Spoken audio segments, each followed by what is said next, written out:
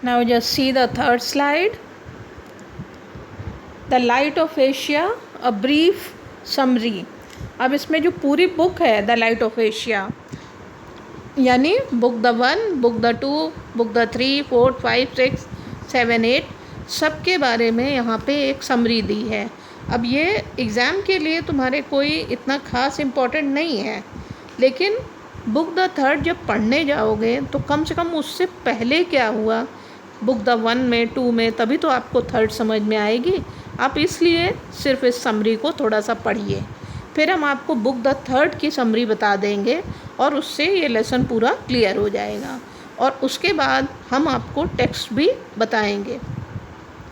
तो इसमें देखिए शॉर्ट में ये समरी दी है, जो जो इम्पोर्टेंट है मैंने टिक कर दिया है, इसको बाद में खोल करके आप अपना पढ़ सकते हैं।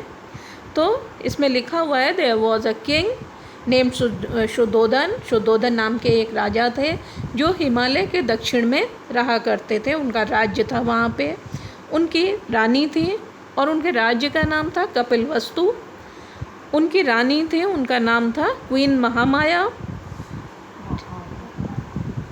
ठीक है, he had a queen whose name was queen Mahamaya. वे लोग बहुत अपने महल में बहुत प्रसन्न रहते थे, लेकिन 20 वर्षों तक उनके यहाँ किसी बच्चे का जन्म नहीं हुआ। They were childless for 20 years after their marriage.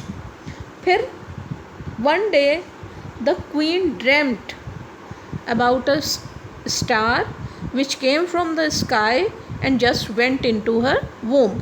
उसके बाद रानी ने एक रात एक स्वप्न देखा कि एक स्टार ऊपर से आया और वो उनके पेट में चला गया। And she became pregnant at once, और वो तुरंत ही प्रेग्नेंट हो गई।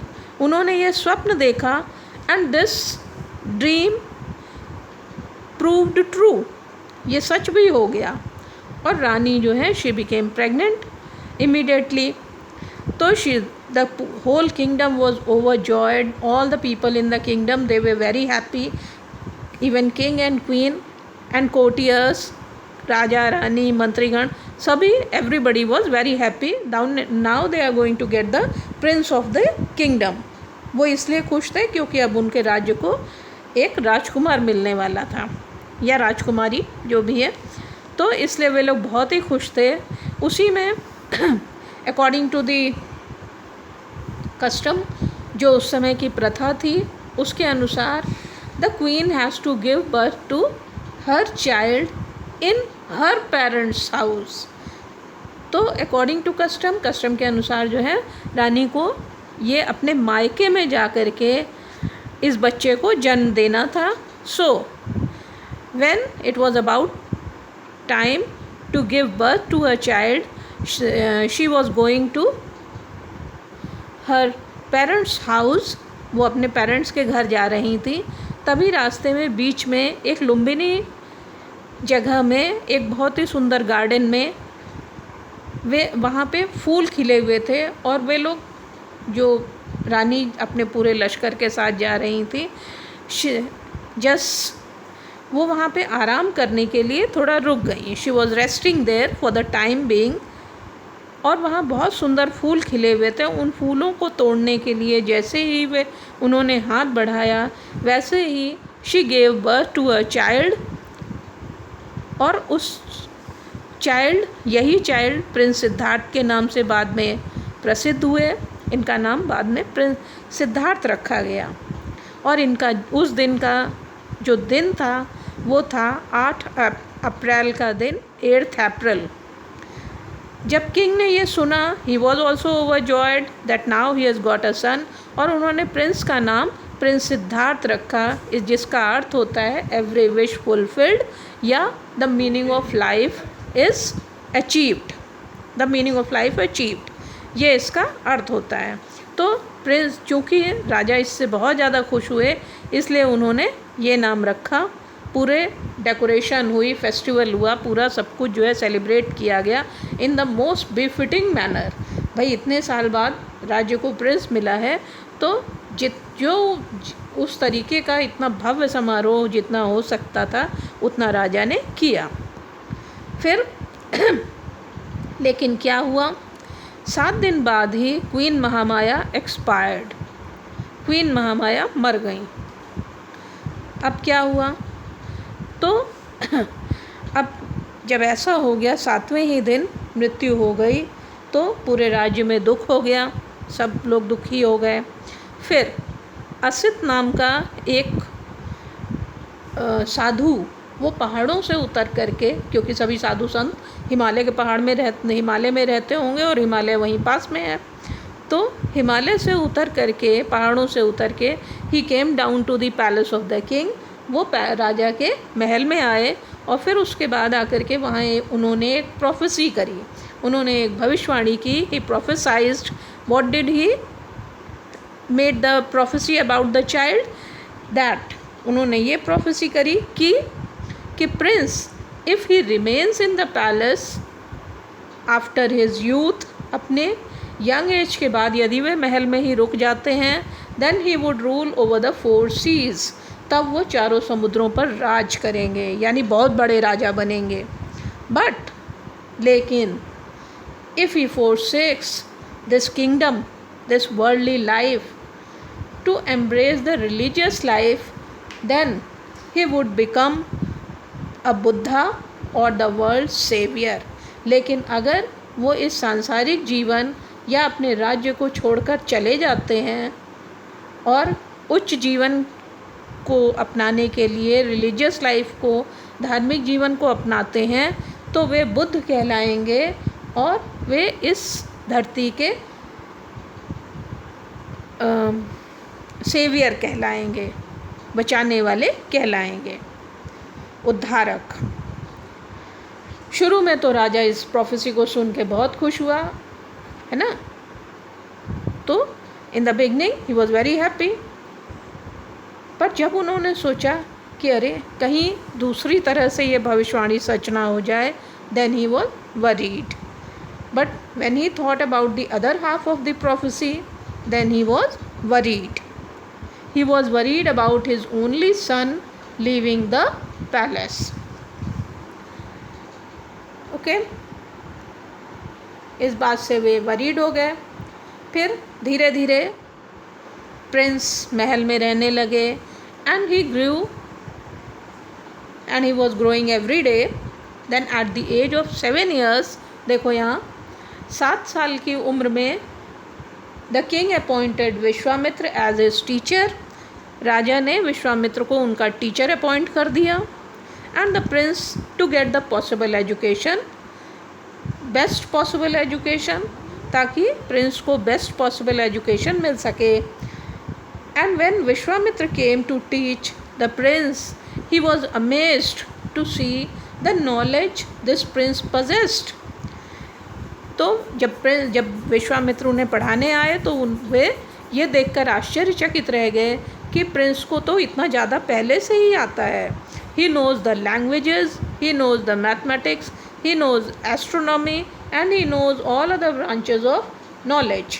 और उन्हें तो भाषाओं का पूरा ज्ञान है, उन्हें तो गणित का पूरा ज्ञान है, उन्हें ज्योतिषी का पूरा ज्ञान है, और उसके बाद उन्हें ज्ञान की और जितनी शाखाएं हैं वो सब उनको मालूम है। पुराने ज़माने में आज की तरह पढ़ाई नहीं हुआ करती थी कि स्कूल जाओ वहाँ हिस्ट्री, सिविक्स, ज्योग्राफी ये सब पढ़ो।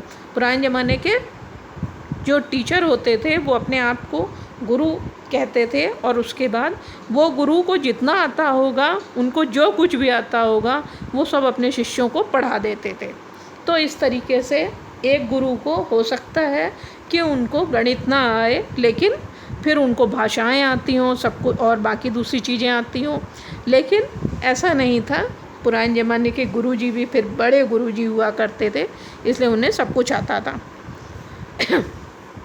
तो जब विश्वामित्र भी बहुत बड़े टीचर थे, and when he saw that Prince Siddharth is extremely talented, he knows languages, he knows mathematics, astronomy, उन्हें सब कुछ आता है, तब उन्होंने कहा कि इन्हें तो संसार में सब कुछ आता है, संसार का जितना नॉलेज है, he knows far more than the best teachers of the world. उन्हें तो संसार भर के जितने सबसे अच्छे शिक्षक हैं उनसे भी ज़्यादा आता है। He was an incarnation of God, वे तो साक्षात ईश्वर के इनकारनेशन हैं, साक्षात ईश्वर के अवतार हैं। तो सारा नॉलेज तो उनके टिप पर है, उनकी टंग की टिप पर है। He knows all the knowledge at the tip of his tongue. फिर इसके बाद हम प्रिंस सिद्धार्थ को देखते हैं कि वे बड़े होते जा रहे हैं। फिर इसी तरह प्रिंस सिद्धार्थ किस तरह से वे गौतम बुद्ध बने, इनकी यात्रा इस जगह दिखाई। ये इनके जीवन में विभिन्न पड़ावों पे हम देखते हैं कि कैसे एक बार he was going with his father king Shuddhodana in a village, and there he saw that a bird swooped from the sky and took the little worm from the ground and took it away into the air। कि कैसे जो है एक चिड़िया आसमान से swoop करके नीचे आई और उसने एक कीड़े को, वर्म को पकड़ा और उसके बाद उसे लेकर उड़ गई, अपनी बीक में पकड़ा, अपनी चोंच में पकड़ा और उड़ गई। प्रिंस इस बात को देख करके बड़ा द्रवित हुए। He was very sad and he was just, उनके दिमाग में ये आइडिया आया कि large animals kills the small animals, big creatures kill each, all living creatures kill each other. ये उनके दिमाग में आया कि सारे जितने संसार भर के प्राणी हैं सब मारते रहते हैं एक दूसरे को, जो बड़ा होता है वो छोटे को मार देता है। तो ये आइडिया उनके दिमाग में आया and he was deeply affected by this site. और इस दृश्य को देख करके, ये जो चिड़िया आकर के नीचे कीड़े को उठा ले गई, इसे देख करके वो बहुत ही ज़्यादा मूव्ड हो गए, बहुत ही ज़्यादा अफेक्टेड हो गए और उनको उनका दुख और उनका दर्द बढ़ता ही गया। फिर इसी तरह एक दिन उनके कज़न देवदत्त ने, जो कहानी आपने 9th क्लास में पढ़ी है, the swan and the prince, वही यहाँ पे है कि उनके एक चचेरा भाई था देवदत्त। तो देवदत्त ने जो है एक हंस को मारा अपने तीर से, और लेकिन उसकी सेवा करके प्रिंस सिद्धार्थ ने उसे बचा लिया। He saved the swan, prince saved the swan, whereas Devadatta tried to kill the swan with his arrow. जबकि देवदत्त ने अपने एरो से उसको मारने की कोशिश करी थी, लेकिन प्रिंस ने उसे बचा लिया। और बाद में इस बात को क्लेम भी कर दिया, जो सही भी पाया गया, कि मारने वाले से बचाने वाले का ज़्यादा अधिकार होता है, क्योंकि वो एक जीवन को बचाता है। That the right of the saviour of life is far more greater than the life of the killer, that of the killer, not the life. फिर उसके बाद वे ह्यूमन सफरिंग्स और माइजरीज से बहुत ज़्यादा दुखी रहते थे। And he was worried by the destiny of all living things, living beings. जितने जीवित हैं लोग हैं संसार में, जितनी जीवित चीज़ें हैं, वे सभी एक दिन मृत्यु को प्राप्त होते हैं। इस बात से वे हमेशा द्रवित ही रहते थे।